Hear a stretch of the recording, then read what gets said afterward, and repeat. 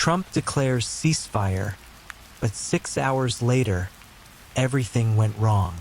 It was the kind of morning cable news networks live for April 3rd, 2025, when the world's attention turned to Washington, D.C. A high-alert global conflict between Israel and Iran had escalated dangerously over the last 12 days. Entire cities were blacked out. Missile sirens screamed hourly. Diplomats fled embassies. The word nuclear had entered headlines again. Then the unthinkable happened. Former President Donald J. Trump, standing in front of a makeshift press podium in Mar-a-Lago, announced something the world didn't expect: a complete and total ceasefire, effective immediately. Trump's voice was grave, steady, almost rehearsed.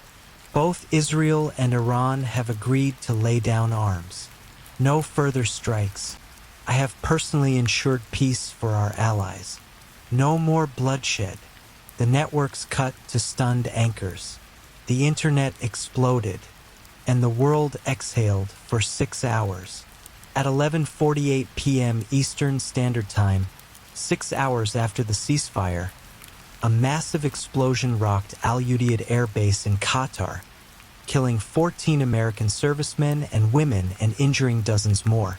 The explosion was captured on a drone feed, which went dark seconds later. Within minutes, news broke. Trump's ceasefire was called into question. Had he been deceived, or had the world been? The Pentagon scrambled.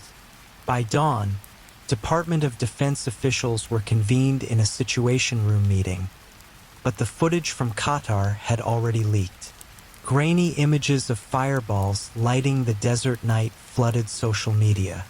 Hashtags like #CeasefireFail and #QatarStrike trended globally.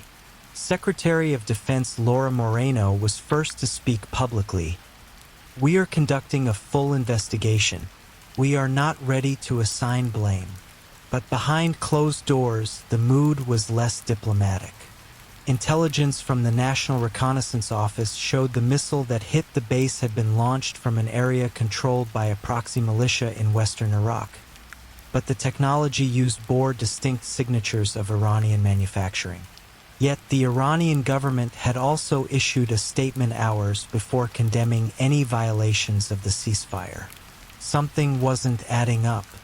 Meanwhile, in a quiet suburb of Maryland, CIA analyst Darren Kovacs, recently forced into early retirement, sat alone in his apartment, watching the news with growing dread.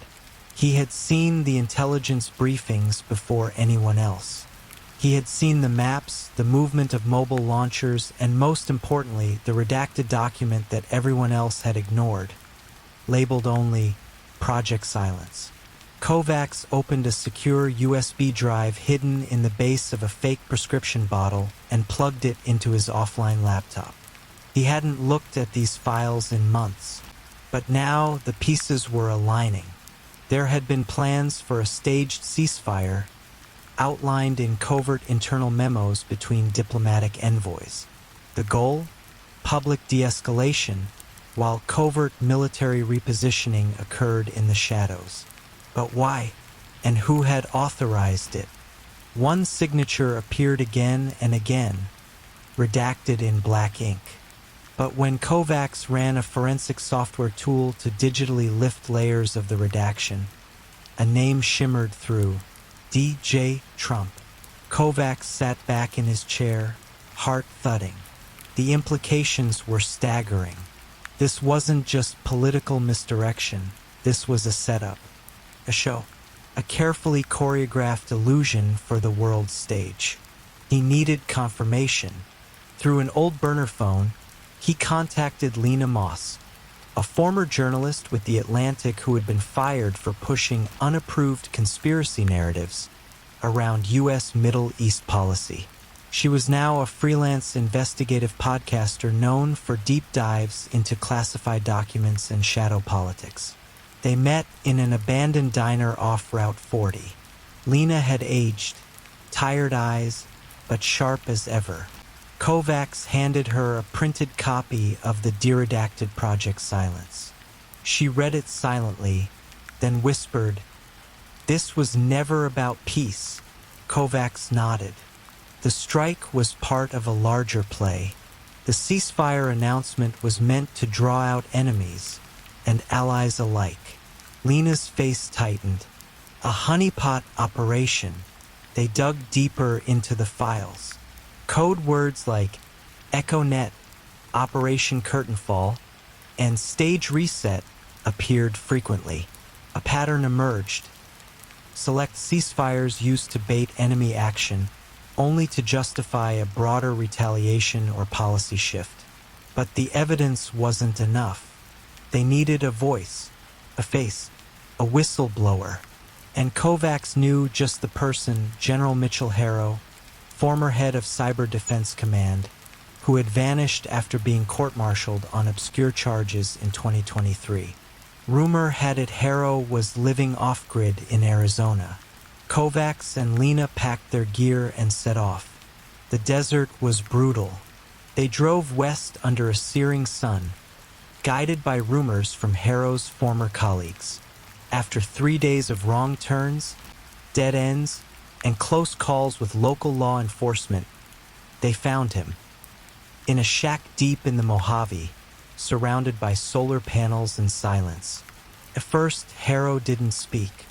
He just stared, unblinking, at Kovacs. Then, slowly, he said, "You brought it with you, didn't you?" Kovacs handed him the declassified Project Silence document. Harrow read, then spoke. "It wasn't supposed to go public," he said. "The ceasefire was a decoy. We were told it would last no more than 24 hours. Long enough to make the world believe diplomacy worked. Long enough for us to make our move." "What move?" Lena asked. Harrow sighed. "An untraceable cyber offensive against Iran's nuclear infrastructure. Phase 2 of Project Silence. Only it never happened. Someone pulled the plug and inserted the Qatar attack instead." "Why?" Harrow looked out at the desert. "To ignite outrage, to pin the blame, to justify total retaliation. Trump's team had something bigger planned. Something that never got off the ground." Lena's recorder beeped. She shut it off. "We need to go public." Harrow hesitated, then opened a steel briefcase. Inside were USBs, photos, and audio logs, a full archive of the operation, including a final, chilling audio file. A hot mic, recorded just after Trump's ceasefire announcement. A man whispers, "Phase 2 begins now. Cut the cameras." They released the recording anonymously. The fallout was swift. Global protests, congressional hearings, denials and leaks. Trump denied everything. But the documents, the recording, the timeline, it was undeniable. The truth was out. The ceasefire was the setup. The war was the plan. Thank you for watching Silent Stories. If the story gripped you, drop your thoughts and location in the comments. Like, share, and subscribe to help us uncover the hidden truths the world forgets. Until next time, keep listening, because the silence speaks.